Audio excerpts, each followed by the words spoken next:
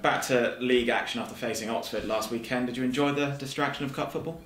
Yeah, it was nice. Obviously, it's the biggest cup in history, and to get a result and to get through to the next round is always a bonus, in those type of games. That if you lose concentration, you can lose, and like who were playing in the next round, they beat Sheffield United, so I think we shouldn't take them too lightly neither. And what was your reaction to the fourth round draw against Barnet? I was happy either way, as long as we didn't get Man City away or United, I was happy. And how important was it to keep the momentum going with victory against Oxford last weekend? Because you come into tomorrow's game 5 games unbeaten. Yeah, I think it just gets you into a winning mentality, and it keeps the momentum running, and I think when we go into tomorrow's game, we should go into the game full of confidence, and we're at home as well, so that helps massively. You're part of a defensive unit that's conceded only 2 goals in 5 games. How pleasing is that record, and how much confidence does that give you as a group? Yeah, I feel like when people say that, you don't really think that we've only conceded 2 in the last couple of games, but it just shows that we're doing something right defensively as a whole team, because it's not just the back 5 that are keeping the goals out, and I think this formation, everyone's getting to grips with what the manager wants us to do, and long may it continue. Now, how much of an impact do you think the change of system has made, because the positive defensive record has coincided with Thomas switching to that 3-4-3 system? I think that helps a lot, and it gives the attackers courage and confidence that they can go and attack, and they know that the defence behind them and the midfield behind them ain't going to concede any blunders, and I think that gives Neil the confidence, certainly him at the minute who's on fire, I think it gives him the confidence to know that he can score goals, knowing that we're not going to concede.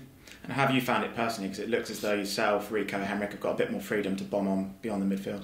Yeah, I've always liked playing wing back, and prior to my older days when I was a winger, it kind of rolls back the years, giving me the licence to go up and down, and I think the demands are higher, but if you're fit enough, you can do it.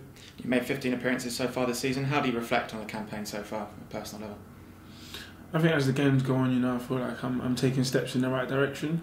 And to start the season, I had a goal, and I set the goal, which was to play as many games as possible, and stay injury free, and I'm doing that, and I'm fulfilling my dream again, and it feels great to be back out there, doing what has been taken from me for 2 years, and from the Arsenal game to the Oxford game, I feel like I've seen a big difference in myself, physically and mentally, and I only feel like that's going to get better and better as each game goes on. Stoke up next on Saturday. What kind of test are you expecting from them?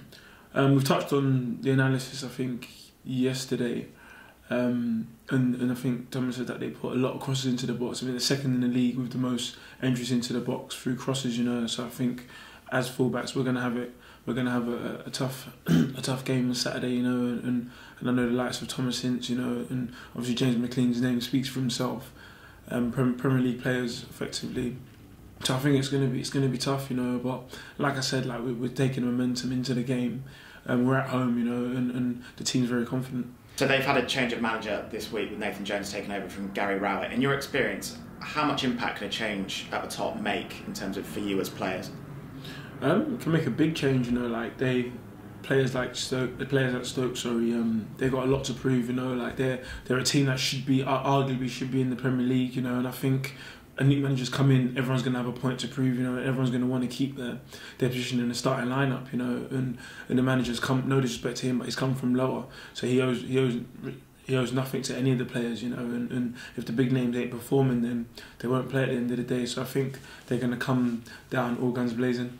Finally touched upon it earlier, but how much of an impact can the supporters make tomorrow at Griffin Park? I think they always make an impact. They make it difficult for the away teams to come here and get a result. And when I've come back to Griffin Park personally, the atmosphere. It's scary at times. Like the fans make you feel like you're playing against an extra player on the pitch at times. So let's hope tomorrow they can do that. Thank you very much. Cheers, lads. Cheers, mate. Cheers, mate.